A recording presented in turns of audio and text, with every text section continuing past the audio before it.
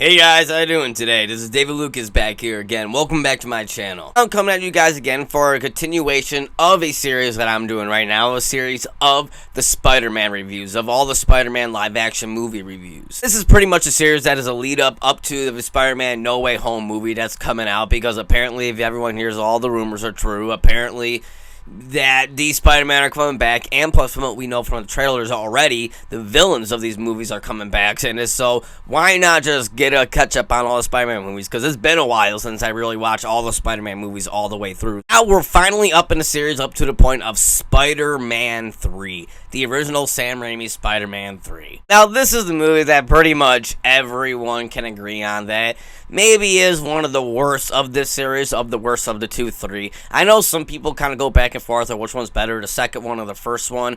I personally like the first one better, but I know most people do like the second one better. But here at the third, Spider-Man 3, this one is usually the one that a lot of people, most people just don't like at all. Usually in my reviews, you know, I usually start out with the good and then go to the bad. So of course, we gotta start with the good. So because there are some good in this movie, yes, I do have problems with this movie. I have a lot of problems. But to be honest, while you're watching this movie, there are a lot of actually things in this movie that I found that really worked and that I actually really enjoyed. And there's a few things in there. So let's start right out of the bat talking about the good. Rewatch this movie, I gotta say, with the very first fight, the very first battle between Harry and Peter, I actually really enjoyed. The first fight. I thought the first fight was kind of emotional, kind of empathic, kind of like a long-awaited kind of fight. And when they finally start fighting and flying through the air, even though the CGI was pretty bad in there, but when they're flying through the air and Peter was running, trying to keep the ring that he got from Aunt May that he's waiting to propose to Mary Jane with. You know, I really liked that scene. I thought it was a pretty good scene. I did not like the ending of it when it got to the ending of it. But as like the scene was going and as the fight scene was carrying on, I actually really did enjoy the fight scene a lot. I thought it was pretty emotional at first. And one thing too, if you guys seen my past reviews of these movies at the first two, you know one of my biggest complaints about these movies is the relationship with Mary Jane and Peter, and just Mary Jane in general. I'm not that big of a fan of Kristen Dunst as Mary Jane. I don't find her to be Mary Jane at all. I find her whole story with Peter and their whole love, like, circle thing that's going on here, that in every single movie is the same exact thing. There's this love circle thing going on. It's just completely annoying to me. This one, I gotta say, I actually found it to be a little bit better, slightly better. I mean, yes, they do have some still, there are more annoying moments in here that I don't like, but they are slightly better in here, and the relationship is slightly better. And when you see MJ in here, she is slightly better too. She's not as annoying in here. Actually, scenes of her sitting down and kind of talking with Peter, and her and Peter having kind of actually conversations with each other, trying to, you know, give each other advice and kind of get each other to be pumped up. There was a scene where she came in and was there for Peter when he found out who really killed his uncle, which we're going to get into soon, but she was there where she was there for him. There's a lot of stuff in there where there's actually more sweeter moments where you're like, you know what, I do see a little bit of love. I actually really like Thomas Hayden Churchill as the Sandman. I thought he was a really good Sandman here. I like kind of the whole birthing sequence of him. I thought it was a beautiful sequence of him becoming the Sandman and him rising up and then looking at the his daughter's thing and the whole motive of his daughter's dying of a terminal illness, and that's why he's doing what he's doing. It was actually one of the first times they kind of gave like an actual reason to a villain, I felt like, and I really liked that. And they did do that with Doc Ock a little bit, but they did it even more in this one. I liked, and I really liked how it was about his daughter who's dying of a sickness that he can't afford. So he goes to the life of crime, and then he ends up becoming the Sandman in between that. And he's like, all right, got these powers now let me use these powers to go into that. So I really did like the story of Sandman, and especially the birthing sequence of him, because that sequence was so beautifully done, I think. There's J. Jonah Jameson here. Great. He's always a great inclusion. I love J. Jonah in here, especially during the scenes with that one scene here when he's getting his secretaries called him, Miss Brandt is like telling him to take his medicine for his blood pressure, and because he's keep freaking out and going insane on everyone. You know, classic J. Jonah Jameson scenes. I loved it. I also love that one scene too. I don't like the sequence, but I like that one little part when Peter, when he's in the black suit or whatever, he has the symbiote in him, and he puts his legs up on Jameson's desk, and then Jameson just looks at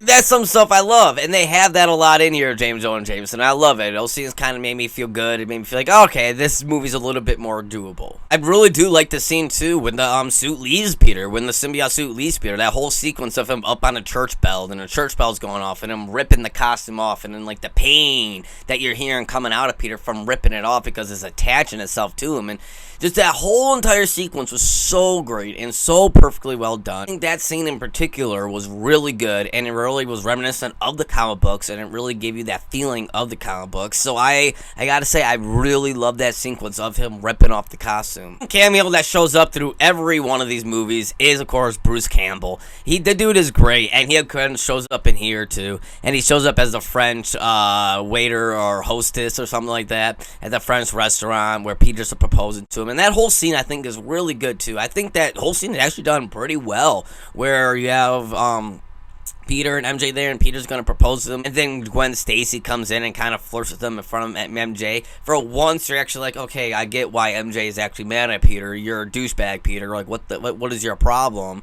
Like, you actually understand why MJ is doing what she's doing for once, and I think that's as into why I think she's done better in this one. And then I just love the whole sequence of the Bruce Campbell, how he's getting his people to come in to give him the ring and stuff like that, and each time he thinks Peter's singling him when he's really not, and he yells at his people for not.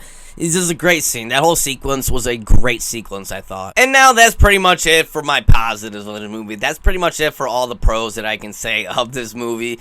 Yeah, like I said, there are good things in the movie. There are stuff in there that I actually found myself enjoying that I didn't realize I enjoyed the first time around usually. But I did enjoy it this time around watching. Let's now get on to the negatives of this movie and why I think, and probably many other people think too, that this is the worst of the Sam Raimi trilogy. Right off the bat, this is something probably everybody has heard countless times, but I'm just going to have to repeat it here, is that the villains. There are way too many villains in this movie. There are way too much villains and way too much story going on with this villain. And because there are so much villains in here, there are certain villains in this movie that should be getting their own movie basically devoted to them. And they just get literally probably 10 minutes devoted to them throughout this whole movie. In my opinion, what should have been the villains in this movie was not Harry, Sandman, and Venom. It should have just been take out Venom completely. Take out the entire Venom concept of the entire, take out the suit concept, the Venom concept, the whole movie. Make Sandman maybe like a side character, a side villain, but have Harry be the main villain. Have Harry be the main villain. Because that's my biggest, one of my biggest complaints about this whole third movie is that the rest of the two movies, and if you watch in my past reviews, you see some of my favorite things in those two movies is the build-up between the confrontation between Harry and Peter. That build-up between the feud, the rivalry, the fight that's going to happen that we've all seen, started seeded in there from the very first Spider-Man movie when Harry started getting jealous of Peter because his father looked at him more as a son than Harry did. Seeing that start building up, and it starts building up even through the second one with that fight that they had in the second one in the restaurant, and then kind of their talks they had together, and then Harry eventually ended up finding out that Peter is Spider-Man. And you have Harry start out in a good fight scene in the very beginning, a great fight scene that I said, and then you end that fight scene with him completely losing all of his memory and have amnesia. He has amnesia, and Harry just remembers nothing of the whole movie, nothing of his feud with Peter or Spider-Man or none of that, and they completely forget about the entire story that's been building up these past two movies with Harry and Peter, and they forget about all that and then just stuff it with all these other stories and all these other villains. It is just way too much going on in this entire movie, and it should have just focused on Harry and Peter's relationship. For when you have at the ending of the movie, you have this big climactic conclusion, emotional, big climactic conclusion of Harry and Peter fighting each other to the death. Two best friends, two brothers basically, now fighting each other to the death because one is just full of anger and revenge. And it would have been such a great ending and a big conclusion to the characters and story that started in the very first Spider-Man movie.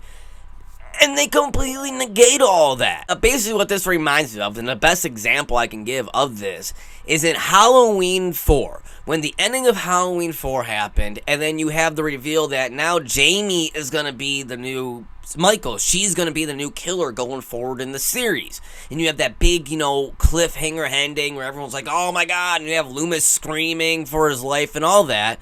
And then you go to Halloween 5 that completely ignores all of that, ignores all the setup, all the build-up that was built up to that, and then goes on to its own little story it doesn't even make sense.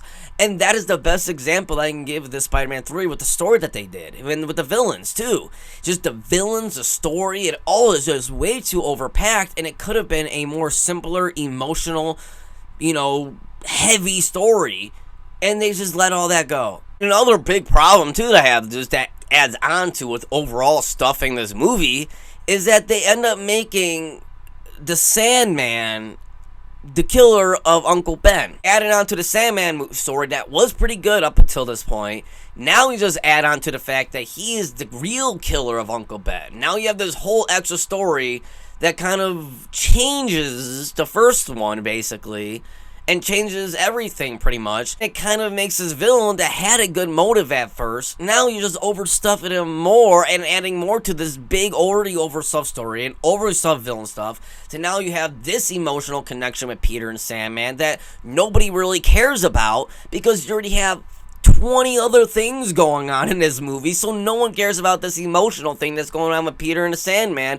when it should be this big thing, but it's not. And pretty much everything about Venom in this movie is just horrible. I don't like anything, down to Eddie Brock, down to Topher Grace being cast as Eddie Brock. Just a horrible casting, in my opinion, a big miscast. He is nothing like Eddie Brock. The overall interpretation of Eddie Brock, how they wrote him into the script, how they wrote him into the story, just was not, again, Eddie Brock at all. It just wasn't Eddie Brock. It was like, who is this dude? Who is this little twerp almost? Feel nothing for him either. Like I said, he's just a little jerk. You don't feel anything for this guy. You don't feel any emotion for him. You don't feel any care for him. He's just a little jerk. You almost feel happy that he did get his job taken away from him because he cheated his way through it, and you never liked him to begin with, so why would you like him now?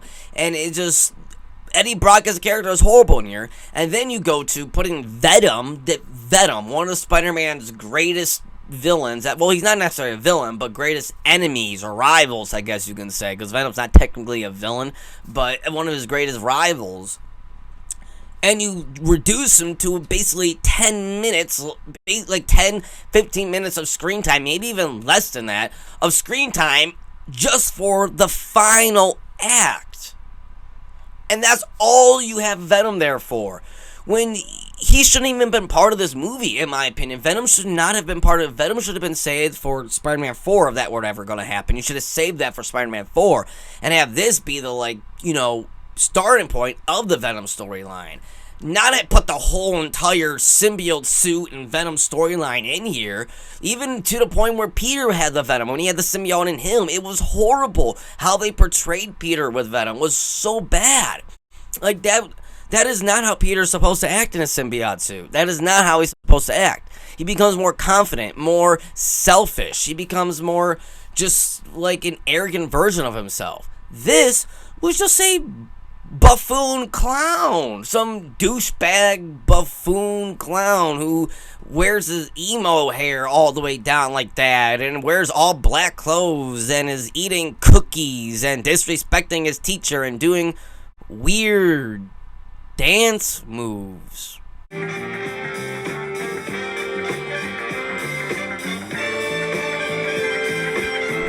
Element. I got a little kick out of that scene. Everything else though about him in the black suit is just so bad and it's so wrong. And then the whole point of him going and taking Gwen to make MJ jealous or something, what is this going on? And then you get to the final fight scene with Venom, which he's only in for the final fight scene, like I said. Why even put Venom in the whole Venom story in this in the first place? I will never understand. The thing I don't get too is that it never made sense to me is why the hell isn't Jameson fired Peter in the first place? Because wasn't it Jameson's son who Mary Jane was supposed to get married to in the very first one? Not first one, in the second one, I'm sorry. And she left him to go be with Peter, and like obviously Jameson knows that Peter is probably dating MJ, and he's completely cool with that, with his worker dating the girl who took his son's wife. I don't know.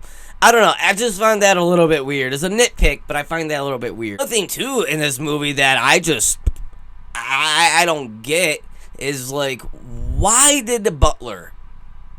Why, out of this whole time, after seeing Harry go through him losing his best friend, him dealing with the fact of losing his father, and going through all this anger and grudge against his best friend and everything like that, see him going through all this pain, why does this butler decide that the moment to tell him that his dad killed himself and was a bad person is when Harry's face is already half blown off, and him and Peter just had this big fight together, which, again, I didn't like. It was too, like, they were just talking shit to each other most of the fight. And then Peter was just being, again, a big douchebag jerk. He wasn't being what he was supposed to be in the suit. It just did not make sense. And then after all that, that is when the butler decides. What's his name? Burner? Yeah, Burner, whatever the fuck his name is. That's when he decides to tell Harry, yeah, your dad was actually a crazy killer, and he tried to kill Peter, but then killed himself because Peter jumped out of the way. Now you know. And even throughout this movie, too, there's this weird scenes that are in here, like a scene of Harry where he looks over, then he disappears out of nowhere. Just certain stuff in here that's just really weird, and it's like, what is going on? Why is that in here? That last battle scene, too, I just do not like that last battle scene at all. I thought it was horrible. Just, there's no emotion to it. There's no depth. There's no kind of, there's nothing in there. I mean, we did get a cool little scene in it that has, Harry and Peter teaming up again. That was a cool scene throughout of it. But then even when Harry dies, there is no emotion. Like, we see Peter crying, we see MJ crying, but you don't really see any, true emotion coming throughout them. You don't see any, oh my god, Harry, everything, this whole story, there's no impactful, punch to the gut. There's none of that when he dies. It's almost like, oh, Harry died. That's all it really is. And you should be feeling, again, this big emotional fight that's been brewing between Harry and Peter from the very first movie, build up to this point to where when Harry dies, or I feel like we should have some kind of conclusion to where they make a truce. They finally, at the very, very end, they make a truce, and then somehow Harry dies at the end. Like, maybe he kills himself, or something happens. And then he dies after they made their truth, and there's just this tragic end. And there had to be some kind of a truly tragic punch to the gut end in here that they just did not have at all, and it was just, the whole fight just felt flat because of that. That is all my negatives that I gotta say of Spider-Man 3, of Sam Raimi's Spider-Man 3. Basically, my overall thoughts of Sam Raimi's Spider-Man 3 is that Sam Raimi's Spider-Man 3 is definitely the worst out of the trilogy of this movies. It is a very stuffed film with way too much going on for you to really focus or care about anything that's going on. It does Venom horribly in this movie. It has a very bad interpretation of the whole symbiote, and it should have just taken the whole Venom and symbiote storyline out of the movie completely. It has a very, very anticlimactic final battle and just in tone in general, just doesn't feel like the Sam Raimi Spider-Man movies that came before it. But with all that being said, it does have good things going to it. It does do better on the Mary Jane and Peter relationship. It does have good J. Jonah Jameson moments. The Sandman is a good addition to this. To a point, he is a good addition, I should say. I do like the part when Peter leaves the costume of the symbiote, where he takes the costume off. It does have good scenes like that in here, but overall, the movie is a lackluster movie that is a poor third act to this trilogy. Sam Raimi's Spider-Man 3, my overall scoring, I'm going to have to give it, and it sucks, but I'm going to have to give it a solid 5.5 out of 10. Yeah, guys, Sam Raimi Spider-Man, I have to give a 5.5 out of 10. It's just passing being decent. It is just passing being decent, where I can, if I want to turn my head off, I can sit down and watch and be like, okay, there's enough fun stuff in here for me to laugh and feel good. And I did. When I watched it and rewatched it again, there were some stuff in there where I was like that dinner scene, like I mentioned, where they were getting dinner. Good scenes like that in there that does push this movie forward. It makes it good, doable to watch. But at the end of the day, is the worst out of the three. So let me know down in the comment section below, and let me know your guys' thoughts on Sam Raimi's Spider-Man 3 and of Sam Raimi's entire Spider-Man trilogy, because now we are officially wrapping up Sam Raimi's Spider-Man trilogy, and we're going to be moving on to the Mark Webb trilogy. Well, not trilogy, sequel. There's only two of them. There's no trilogy with that, with Mark Webb Spider-Man. But we're going to go on to those two movies, and then after that, we're going to go to the Spider-Man Homecoming, and then Far From Home, and then we should be right all caught up with No Way Home, guys. And as always, if you like this video, make sure you give it a thumbs up and subscribe to my channel. I always appreciate your support all the time. Remember, guys, with great power comes great responsibility.